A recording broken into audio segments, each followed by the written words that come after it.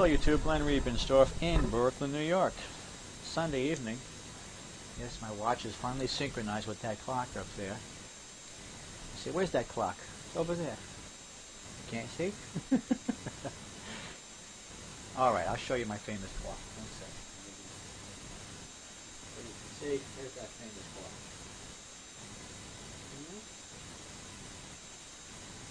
There it is. Now that you saw my clock, see, well, then what is it time for? What's it time for? Gather around, kiddies. Like Mr. Rogers' Neighborhood. Remember Mr. Rogers years ago? Well, today is going to be interesting for a lot of you because this is a topic that is just not dealt with in too many cases in the Christian church. And this is again an in-house message.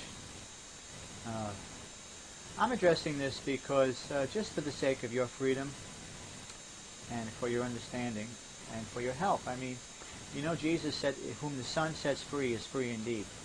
Now, there needs to be progressive stages of understanding with that, of course, and only He can produce that.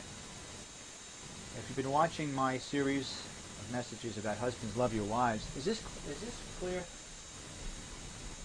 I hope it is. About husbands love your wives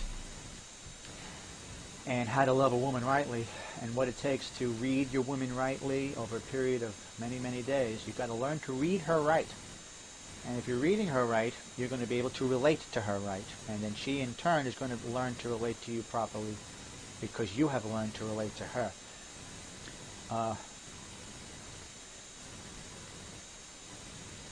Don't forget, too, men, that women make the choice. We may do the pursuing, but women do the choosing. And that's something that we give them the right to do.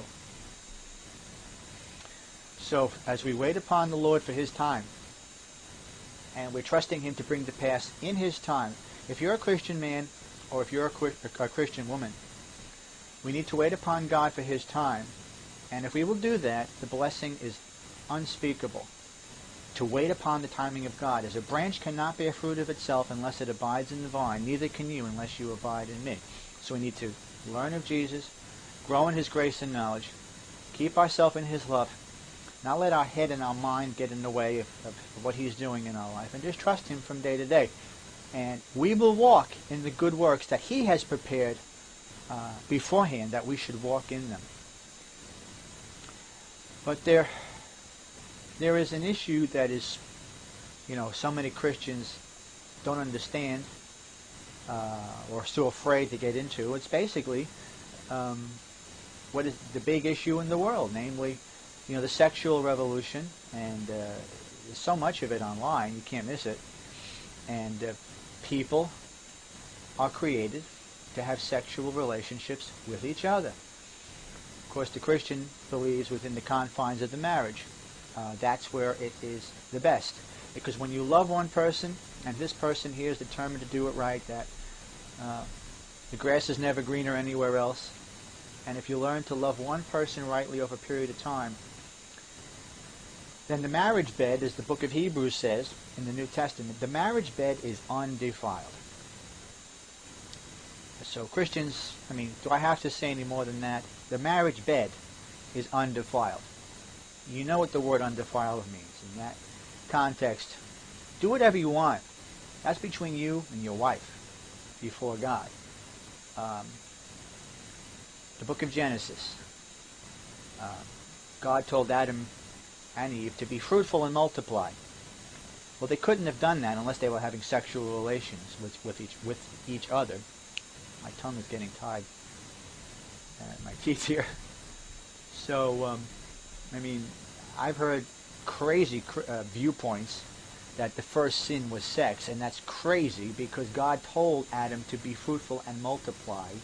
They couldn't have had children unless they had sexual relations with each other. What do you think created the sex drive and the sex organs to begin with?